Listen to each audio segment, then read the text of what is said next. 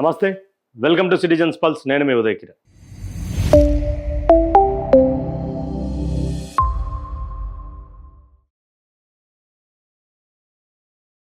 పూర్తిగా ఒకరి ప్రోటోకాల్లో మరొకరు దూరడం, ఒకరి మంత్రివర్గానికి సంబంధించినటువంటి విషయంలో మరొకరు వేలు పెట్టడం, ఒక మంత్రికి సంబంధించినటువంటి విషయంలో మరొక ఎమ్మెల్యే రివ్యూలు మీటింగ్ చేస్తూ ఉన్నాడు అని చెప్పేసి మంత్రి బయటకు వచ్చి మాట్లాడు.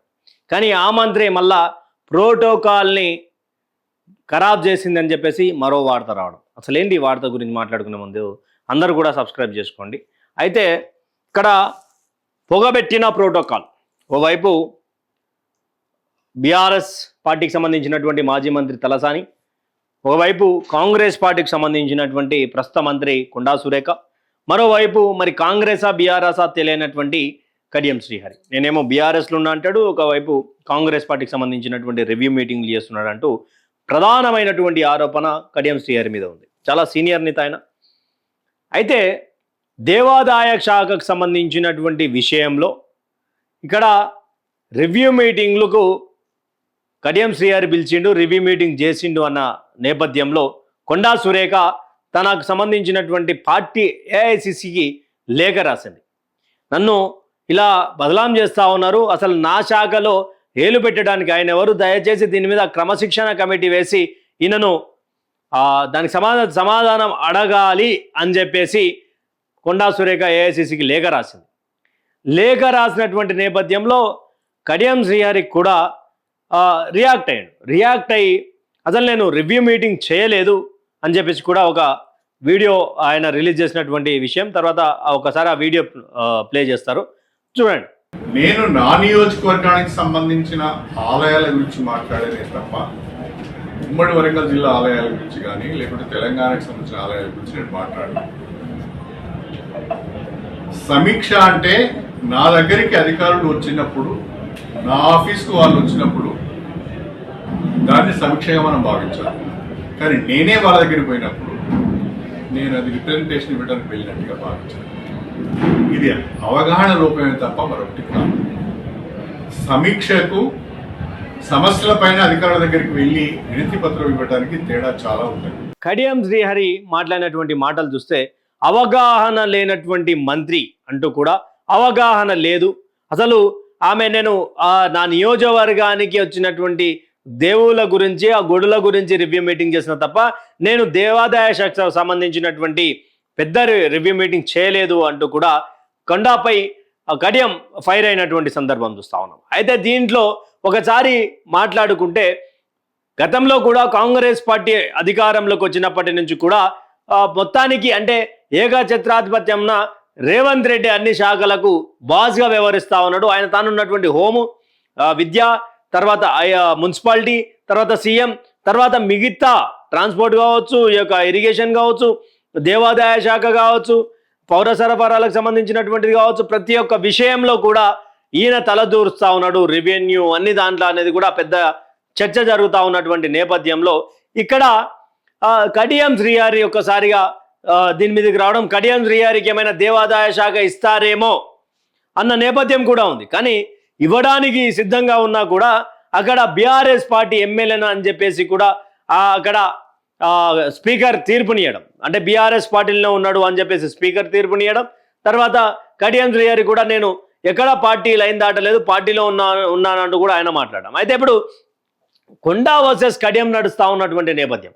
అయితే ఇక్కడ దీని మీద కూడా కాంగ్రెస్ పార్టీ ప్రదేశ్ కాంగ్రెస్ కమిటీ సంబంధించినటువంటి తెలంగాణ అధ్యక్షుడు మహేష్ కుమార్ గౌడ్ కూడా కొంత అలగబోనినట్టు, అంటే నేనున్నాక కూడా డైరెక్ట్ ఏఐసిసికి ఎట్లా లేఖ రాస్తారు, అసలు లేఖ బయటికి రాకుండా ఉండాలి అనేది కూడా ఒకసారి పెద్ద చర్చ జరిగింది. అయితే కొండా సురేఖ ప్రస్తావిస్తూ ఇక్కడ తెలంగాణలో నా యొక్క శాఖలో కడియం శ్రీహరి జోక్యం చేసుకుంటా ఉన్నాడు, అసలు ఏం అవసరం, అసలు ఏ పార్టీకి సంబంధించినటువంటి ఎమ్మెల్యే, ఆయన బీఆర్ఎస్ పార్టీకి సంబంధించినటువంటి ఎమ్మెల్యే కదా అంటూ కూడా ఆమె ఫైర్ అవుతూ, తర్వాత కాంగ్రెస్ పార్టీలో పదవి రావాలంటే బీఆర్ఎస్ పార్టీకి రాజీనామా చేసి ప్రత్యక్ష రాజకీయాల్లోకి పరోక్షంగా మరొకసారి ఉప ఎన్నికలు తెచ్చుకొని ఆ యొక్క ఎన్నికలలో గెలిచిన తర్వాత మీరు మంత్రి పదవి తీసుకోవచ్చు, నాకు ఎలాంటి ఇబ్బంది లేదు అంటూ కూడా కొండా కడియంకు వార్నింగ్ ఇచ్చినటువంటి నేపథ్యం. తర్వాత పిసిసి మహేష్ కుమార్ గౌడ్ కూడా ఫస్ట్ ఏఐసిసికి ఇచ్చిన తర్వాత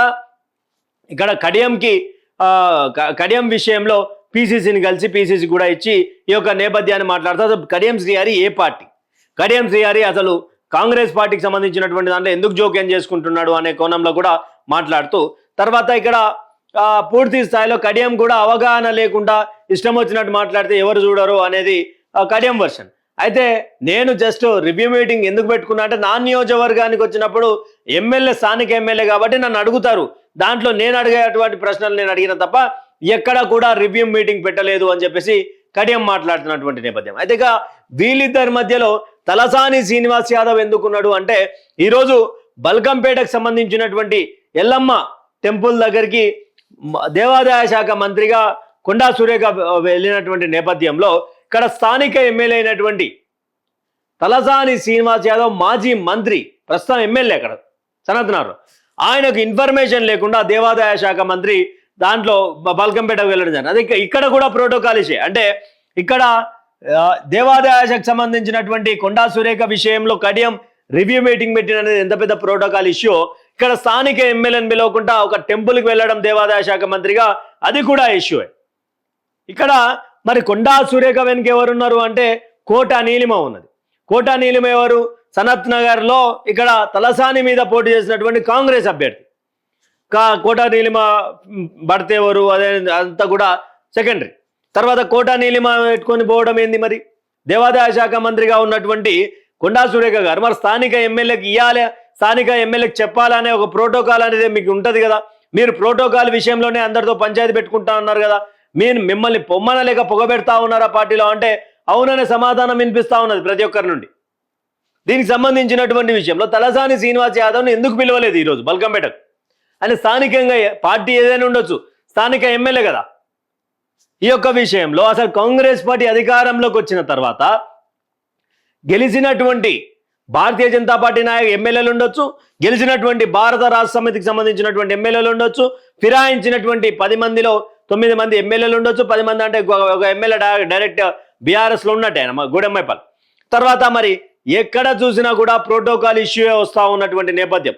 ప్రోటోకాల్ ఇష్యూ ఎందుకు వస్తూ ఉన్నదంటే ఇక్కడ స్థానికంగా ఇప్పుడు తలసాని విషయంలో జరిగింది. ఏ విధంగా స్థానికంగా ఉన్నటువంటి ఎమ్మెల్యేని పిలవకుండా తన మీద పోటీ చేసినటువంటి కాంగ్రెస్ పార్టీకి సంబంధించినటువంటి అభ్యర్థిని వెంటేసుకోపోవడం వెనుక మర్మం ఏంటి? ఇక్కడే కాదు, ఏ స్టేజ్ల మీద కూడా కొన్ని నల్గొండ జిల్లాలో అయితే ఏకంగా డిసిసిఐ అధ్యక్షుడు పున్నా కైలాష్కి అయితే అసలు స్టేజ్ మీద కుర్చీ లేకుండే. తర్వాత అక్కడ ఉన్నటువంటి నాయకులను కాదని యాదాద్రికి సంబంధించినటువంటి బోర్డు మెంబర్లను ప్రకటించింది కాంగ్రెస్ పార్టీ. తర్వాత మా పాలమూరు అయితే ఉమ్మడి జిల్లాల వ్యాప్తంగా చూసుకున్నా కూడా గెలిచినటువంటి అభ్యర్థులను పక్కన పెట్టి, అది ప్రజాస్వామ్యంలో గెలిచినటువంటి వ్యక్తులను పక్కన పెట్టి ఓడిపోయినటువంటి కాంగ్రెస్ పార్టీ నాయకులకు పెద్దపీట వేస్తా ఉన్నది. ఇది ప్రోటోకాల్ ఇష్యూ కాదా? ప్రోటోకాల్ ఇష్యూ అనగానే మీ దగ్గరికి వస్తేనే ప్రోటోకాల్ ఇష్యూ అయితే మరి తెలంగాణ రాష్ట్ర వ్యాప్తంగా జరుగుతుంది ఏంటి?